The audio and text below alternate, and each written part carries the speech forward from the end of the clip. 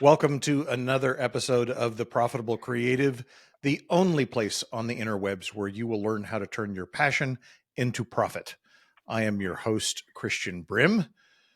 Special shout out to our one listener in Barcelona, Spain.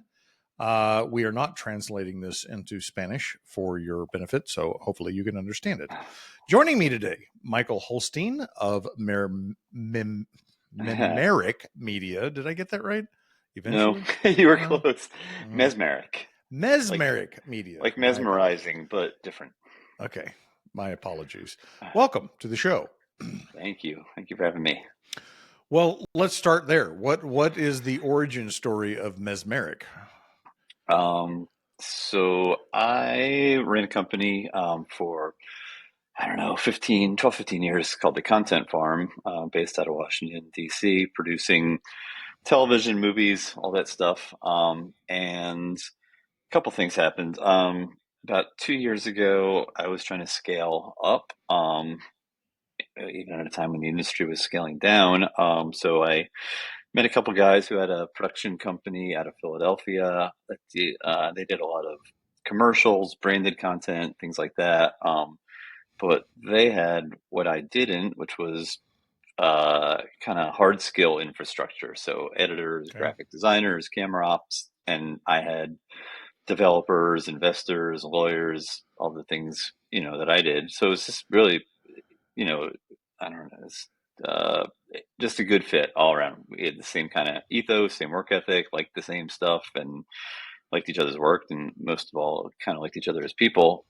So we Very important. partnered up, for lack of a better way to describe it, and um, I wanted to rebrand to reflect the new entity, and at the same time, when I started my company, I thought content and content farm was a good name, and now in this world of anybody with like a iPhone is a content creator. The Hell, I'm a whole idea, content creator. I well, mean, it's not necessarily bad, but also like everybody on the street claims to be a content creator, yes. right? So when I made it, it wasn't necessarily that easy of an entry point. But it kind of just felt dated, even the idea of the Mm. farm, like we're just churning out content. So went looking for a new name, and just through sort of, I don't know, process of elimination, trial and error, available domains, whatever it was, found our way to Mesmeric, which, yeah, it's a cool name, hard to pronounce, obviously, Yeah, clearly.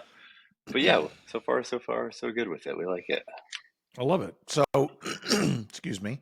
When you guys joined forces, did you create a new legal entity, or is this more We like a did. joint venture? No, Okay. this is a fully formed entity. So it's not just the branding and the ID, but a new LLC. And I still have Content Farm that runs a couple of projects, and they still have J2 that does some of their commercial work. But for all of our sort of traditional TV movie work, everything's under the Mesmeric heading now.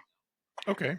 So going back a couple of years ago when you said you were trying to scale up when everybody else Mhm. was scaling down, what were some of the challenges you ran into there?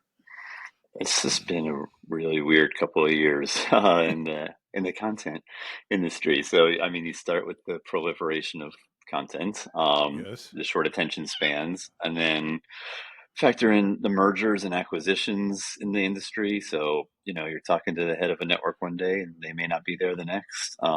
They may not know who owns them, or the budgets are frozen, things like that. And then, of course, obviously there was COVID, there was the actors and writers strikes, even the fires in LA, a couple months ago, were sort of detrimental to our industry. So, Hmm.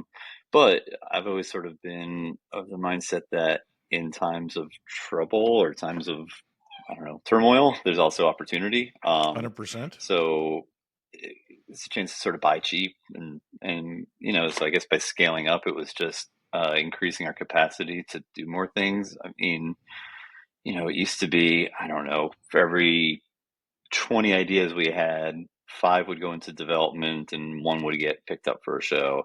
Hmm. And those numbers just kind of got so stretched out. So it was like out of 100 ideas, 10 maybe get deeper development and one gets picked up for a show. So we just needed to be able to develop more, quicker, better, faster, cheaper, all the things to fill this hole in the market. So even as networks are getting cheaper and cheaper, there's more and more need for hours of television. You got Right. to put stuff on air with whether it's via fast channel, streaming, cable, whatever the format. There's just a lot of empty space to fill. So yeah, we started scaling up with an idea of the more ideas the better, and kind of having a big tent policy and just seeing what sticks.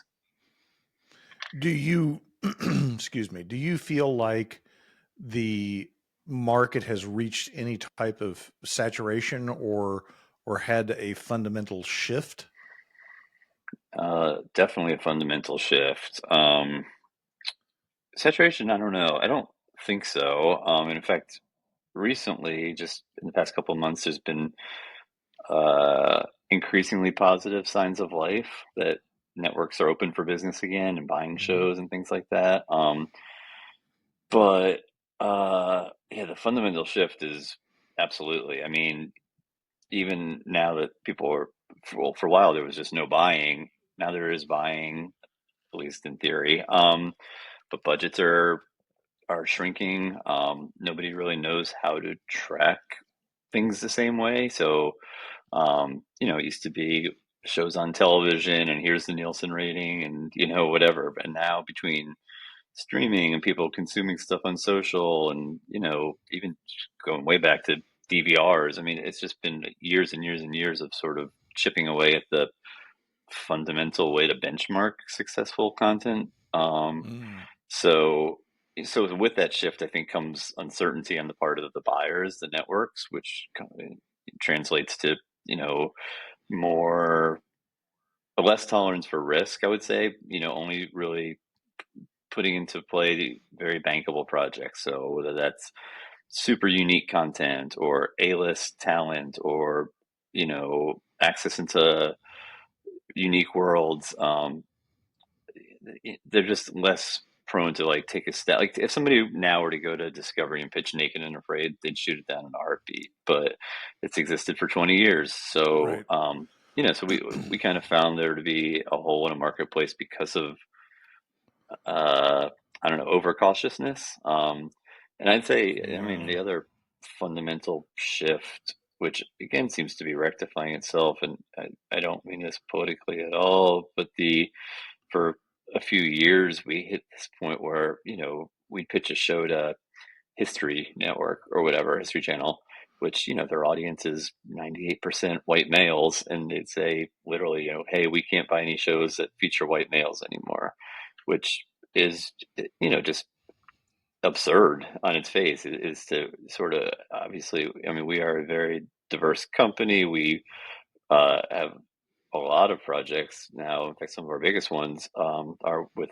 you know black and non-white creators. But the idea that they were going to sort of create this box checking system, a lot of the networks, so we took a show about special forces or whatever to the History Channel, which is couldn't be more in their wheelhouse, and they can't say, well, there's not enough black and brown people in this. Like, okay, but in the 1960s or 40s or Right. 1800s in special forces, that that was the reflection of the reality. Like we You are love the elevating. History Channel, right? Right, exactly, right, and we love promoting underrepresented voices, and we were fully in favor of it. But also, it's like I don't want it to be performative. I mean, the analogy I always use, some big football fan, was the NFL has always had this Rooney Rule, where before a team Right. can hire a coach, they have to interview a black person. So for Right. years, it was Art Shell from the Raiders, Right. and everyone, including Art, I'm sure, knew he wasn't getting the job. They could have been had a assistant coach, offensive coordinator who for years has been sort of groomed to take over when the head coach leaves,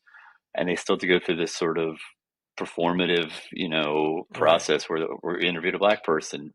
And He to should have me, charged for those interviews, right? I, Like, I mean, hopefully he got first class airfare at least, nice hotel, but yeah. So we don't want to be performative about it.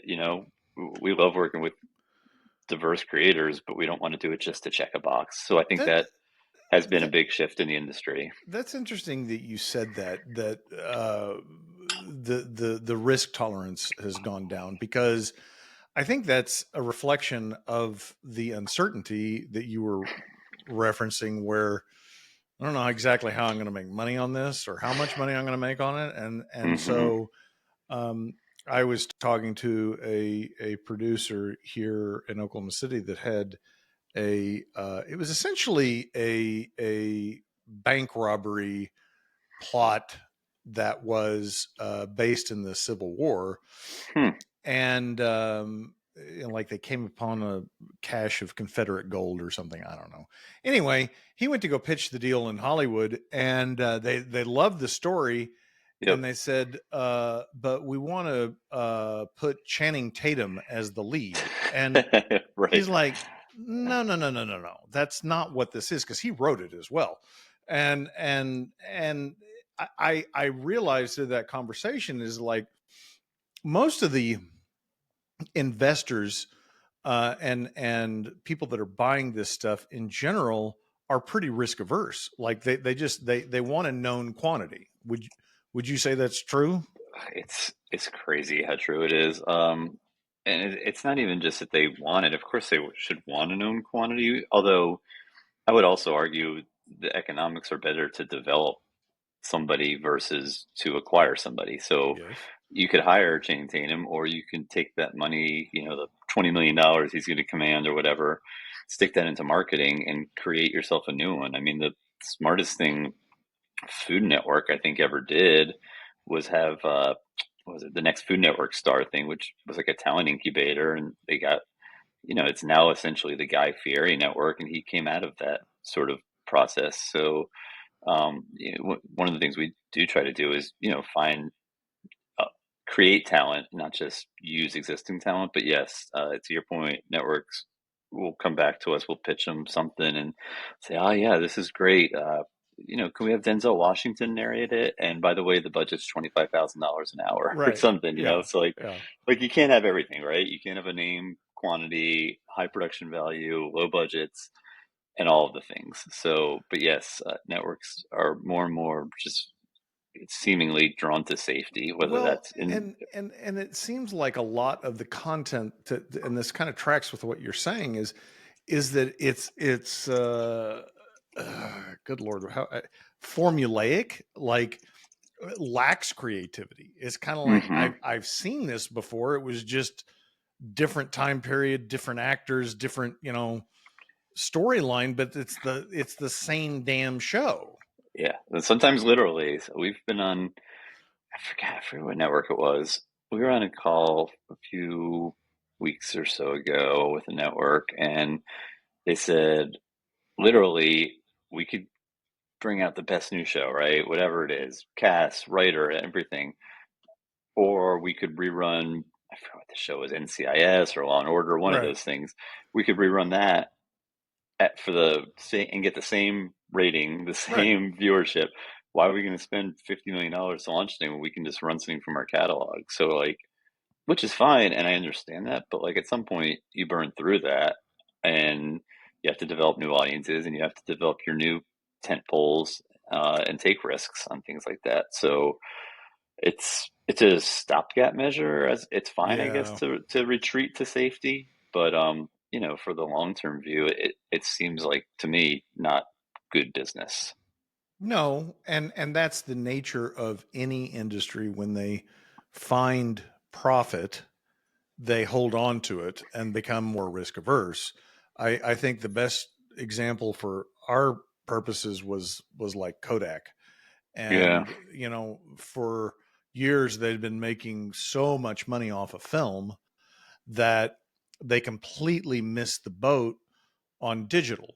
and right. and not that they didn't know it was coming, but that their answer to it was this camera Yeah. that printed. It was a digital camera, but it printed kind of like a Polaroid, like. Mm-hmm. I And remember it's kind of like, that. no, no, no, no, no, no, you guys Yeah. you're You're, missing it. But they right. were afraid to lose the profit that had sustained them for decades. Yep. Yep. I get it. I mean, it's an expensive business. There's the competition is fierce, and among networks for eyeballs, I mean, more so than ever. So So yeah, I think you can go one of two ways with that. You either retreat to safety, and I don't know, tread water with your safe products, or you take a big swing at, trying something different, or, creating new tent poles, or, and there's just a lack of tolerance for that right now in the industry. And that was part of, again, part of our ethos when we formed Mesmeric was, we're not just gonna, I don't know if it's like what was it, the 80-20 rule, right? Or 80% safe stuff, 20% take a swing. We're not, bound by that, but at least some percentage of our time and efforts and revenue is going to be spent on new ideas and new things versus like just what feels safe in our wheelhouse. So, and so far, honestly, I mean, the things when we have stepped out of the comfort zone, I think are the ones we're getting the most results on recently. So I think there's probably among audiences and consumers just, who don't care about the business part of it. Like, hey, give me something new and interesting to watch. Yeah. Well, you it tickled my ears with 80-20. That Pareto principle is one I discuss in my book, Profit First for Creatives. And it, for those of the listeners that don't know about the Pareto principle, he was a 19th century Italian economist who did a study on land ownership in Italy, and he discovered that 20% of the people owned 80% of the land. But over the last century and a half, people have expanded that to include pretty much any endeavor that includes Hmm. human behavior. And that axiom is that 20% of what you do 20% of what you do produces 80% of your results.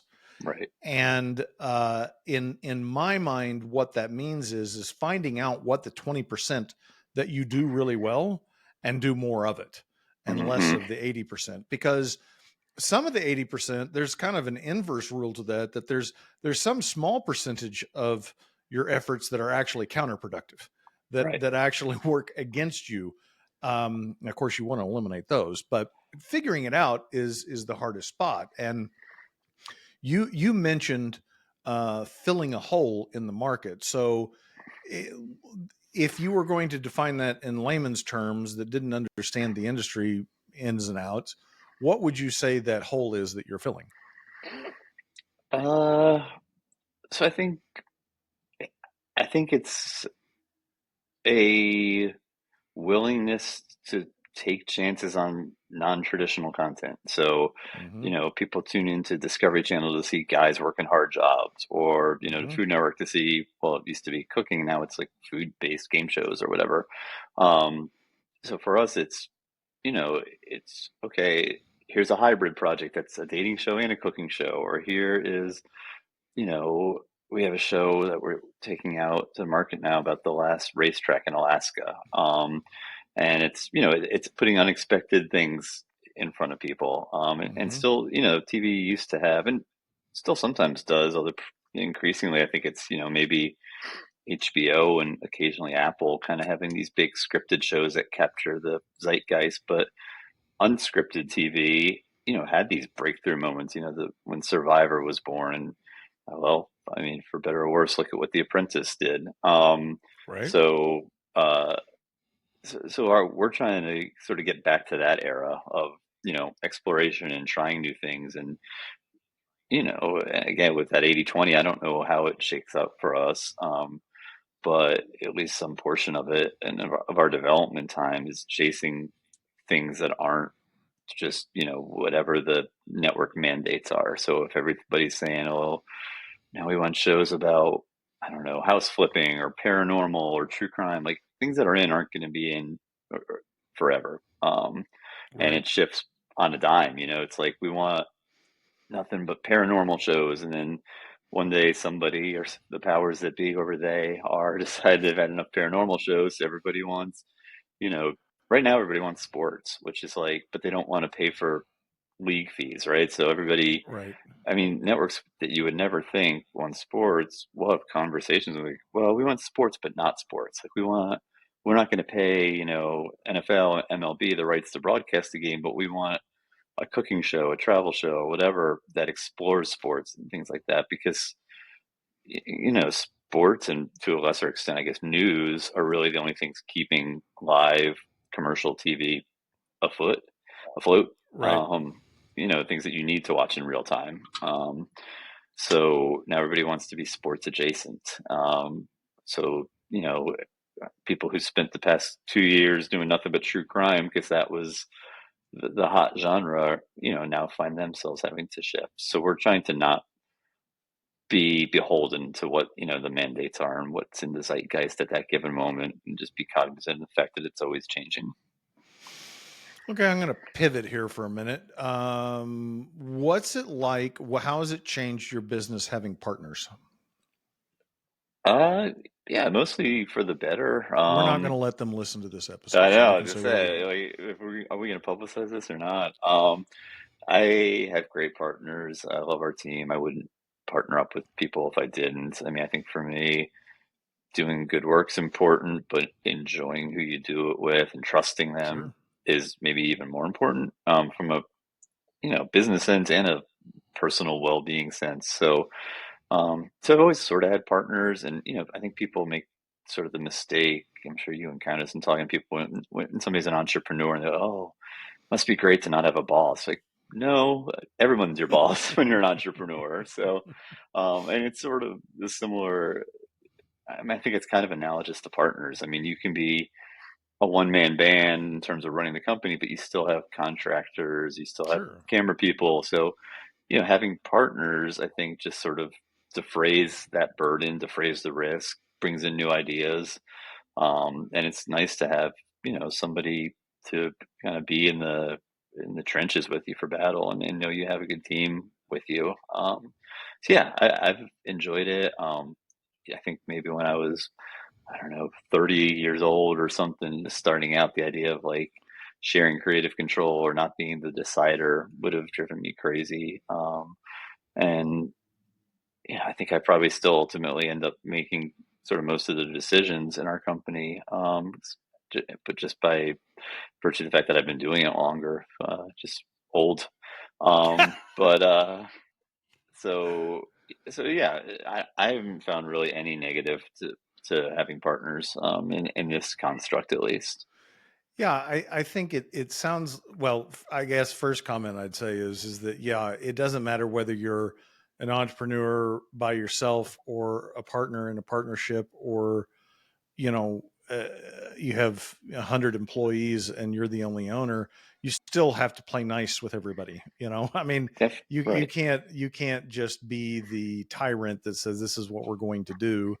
I mean, you can, but it definitely limits your abilities. Definitely. I think the people that can get away with that, like that, are the true, maybe a Steve Jobs, right? That have that creative genius that can be the taskmaster. Those are very, very few, far and far between.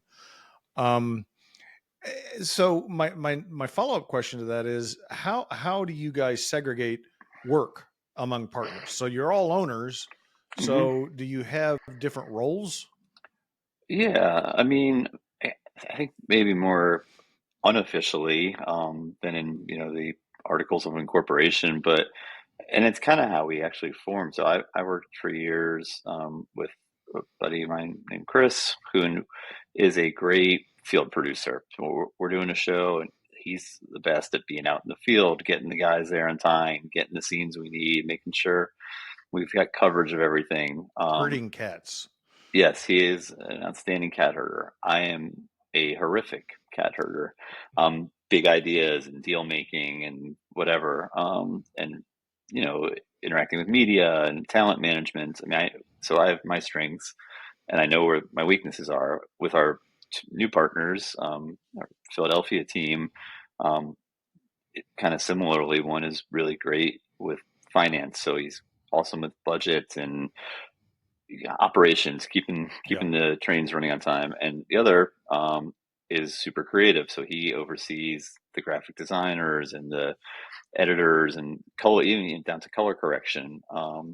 So it's really been nice in that everyone's kind of been able to step into the role they're most comfortable in, but have some overlap with others. So, so you have some support if you're out sick and something needs to be done or want to go on vacation, and things like that. So yeah, I don't know if we just got lucky in kind of finding roles that are, complementary without being contradictory to each other.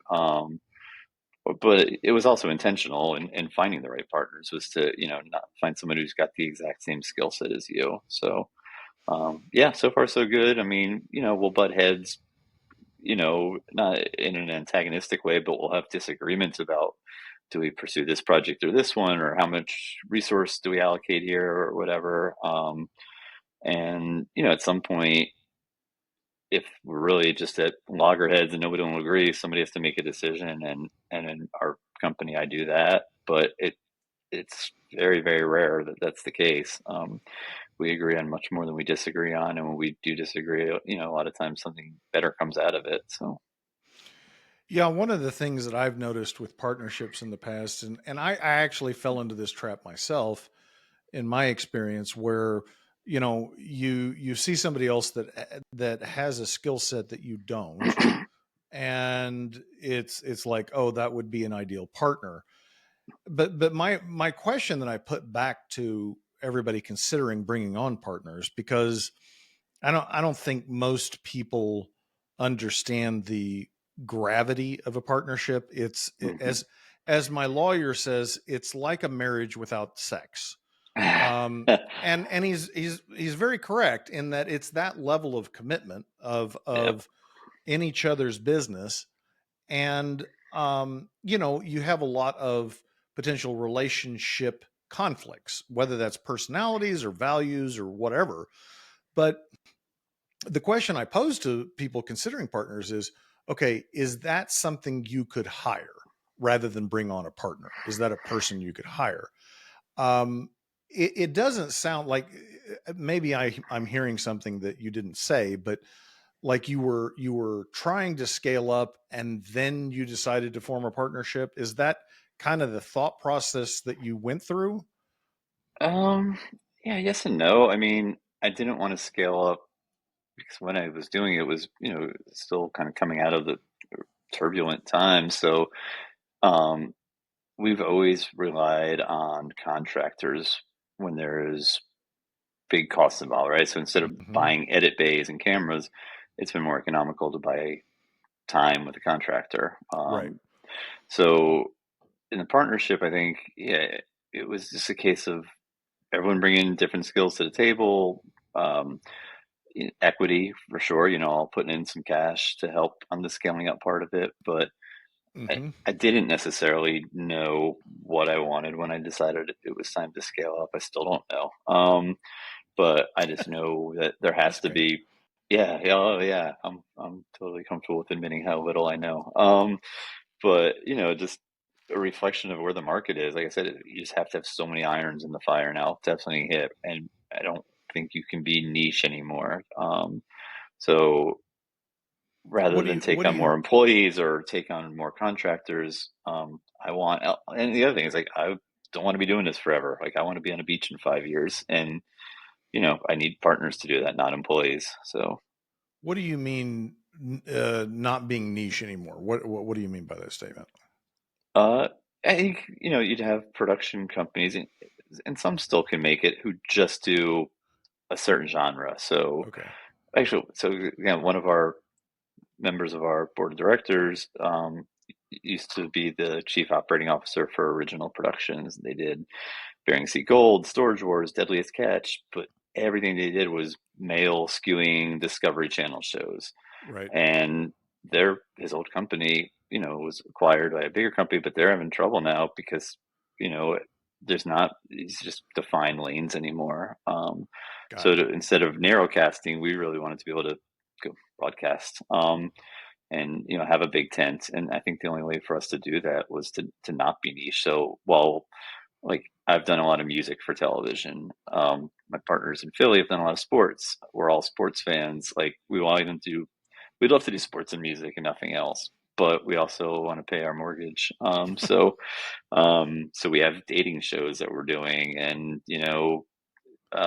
travel shows and cooking shows and things that weren't normally in our wheelhouse professionally or in our interest level Right. personally, but they're paying the bills. Right. So it gets, I guess, again, a little bit back to the 80/20 thing, but if I can make a living of just doing music for TV or just doing sports stuff, like I would, but just because sports is hot right now, I don't want to put all our eggs in that basket. So, and music on You're gonna TV is develop close to dead.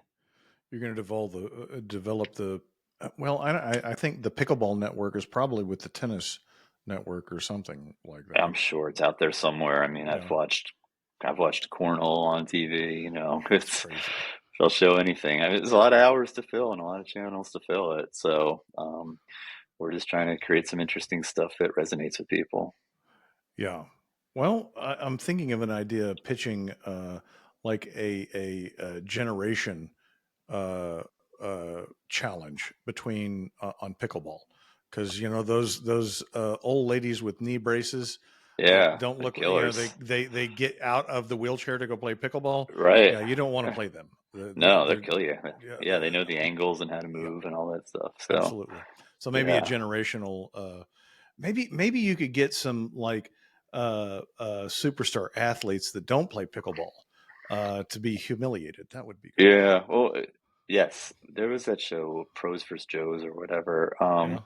And we actually have, because it's hot now, we do have a ton of sports shows in development, and one is not exactly what you talked about there, but close to that, and putting people out of their comfort zones, athletes and others, and seeing how they do. So You I can think that's slam a always basketball. Let's see if you can put some right, spin on a right. pickleball. Yep, yep. And you Um, get some people who are just freak athletes, right? And they yeah, can you do it do. all. You do. But you get others who, their best skill on the basketball court is that they're 7 feet tall, and that doesn't Right. necessarily It doesn't translate to have the to. pickleball court. No. So Okay, so one I just lost my question. Stand by. Now I remember. Um a lot of our audience probably don't understand the economics, like how the deal flow works on a production, like mhm. where you're talking about pitching things and like so what would you say an average budget for one of your productions is? Oh boy. I mean, are we talking 10 million, 1 million? No, well, so we do almost all TV, not movies. And it depends on the network, but I would, just in broad strokes, a first season of a show will be between 6 and 10 episodes generally, Right. and networks cap out for unscripted TV at about $300,000 an episode, Okay. $300,000 an hour.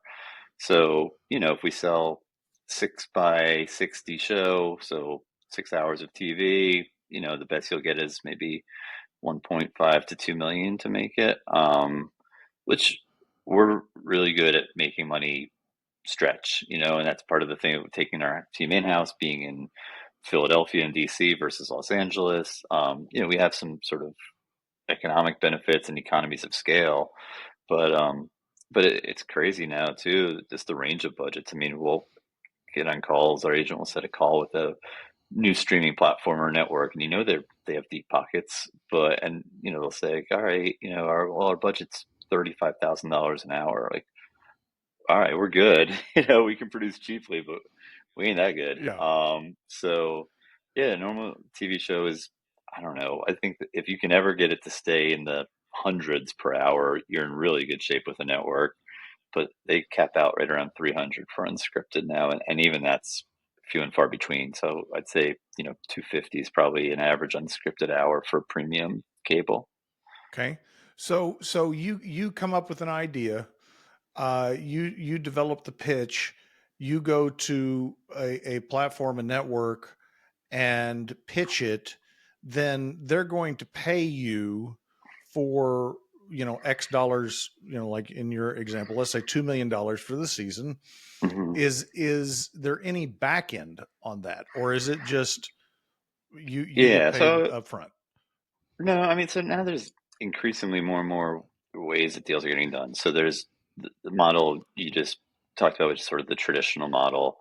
There's the corporate sponsorship model, which is rapidly growing. And I have a lot of experience in that because I came out of PBS, which essentially has been doing that forever, just not calling it that. But it's, 4 or 5 companies kind of put up money and product integration and things like that, integrated marketing, not just product placement, not just like, ooh, I'm drinking a Budweiser, Right.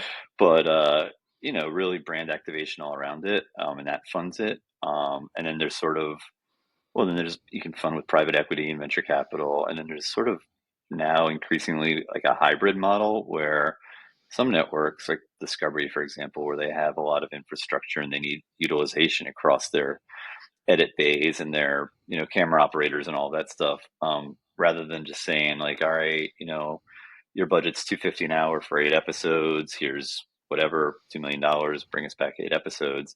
They'll say, okay, well, we're going to handle this part of production services, you're going to handle that part, and we'll pay you a producer's fee of X amount, and that's how it works.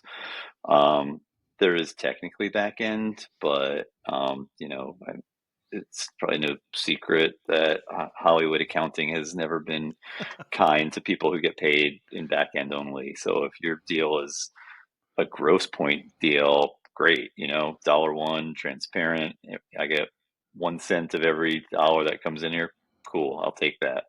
If it's 10% of net, it can be 90% of net. I don't Yeah. want it because they're going to find a way to make that net be zero, Yes. at least for the first couple of years.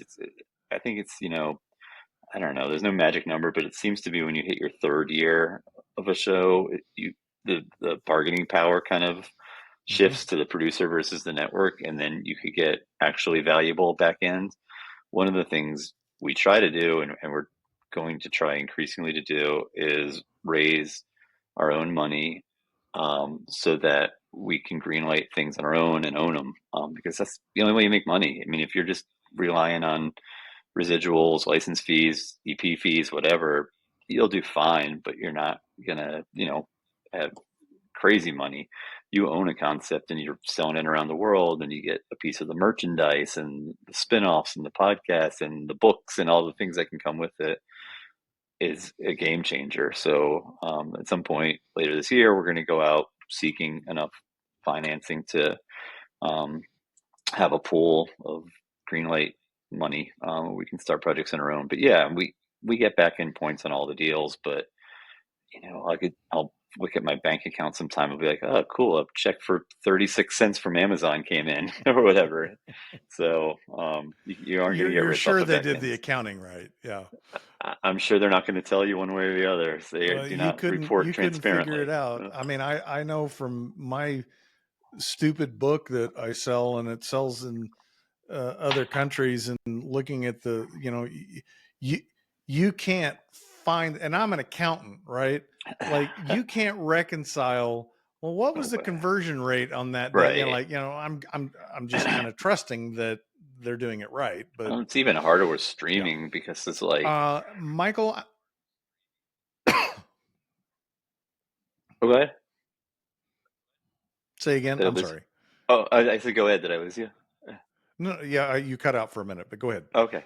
Oh, I was gonna say it's even harder when streaming's involved because, do they count how many people tuned in or how long each person watched for or some combination of it, or so you get these sometimes reports, sometimes you don't even really get those. And I mean, it might as well just be like random numbers on a page. So, and It like might you, I be mean, random numbers. yeah, I mean, I went to law school, so I can read the contract and I know what I'm getting, but I can't read the ledger sheet. And even if I could, I probably wouldn't like it or be able to make sense of it. Yeah, So, it's so in, yeah, we like to get paid up front, and we like to own our own content. And I mean, that's probably one piece of advice I would give anybody is, don't give don't give away the IP, the underlying IP, because that's your bread and butter someday. I love it. Michael, how do people find out more about you, and if they have interest in learning more about what you do? Yeah, our website is mesmeric.media. You can Spell email that for me. the spell that for us. Let me do my best. MESMERIC dot media, MEDIA. You can email me, Michael at Mesmeric.media. Yeah, our website I think has a lot of our in development shows and our processes. People can pitch stuff through us through there, and I'm happy to speak to anybody who reaches out also. So we are firmly of the belief that we're not going to pursue every idea, but there are no bad ideas. So we're here for all of it. I'm happy to talk to people and mentor people, and we're always looking for new ways to partner up and collaborate. So You haven't heard yeah. my ideas yet, Michael. Oh, bring them on. I guarantee guarantee you yours you'll be better than a lot of the ones we've heard. So, but we like them Well, all. we'll have those links in the show notes. Thank you, Michael, for your time and your insight. I appreciate it. Oh, my pleasure. Listeners, if you like what you hear, please rate the podcast, share the podcast, subscribe to the podcast. If you don't like what you've heard, shoot us a message and we'll replace Michael. Until then, ta-ta for now. Thank you.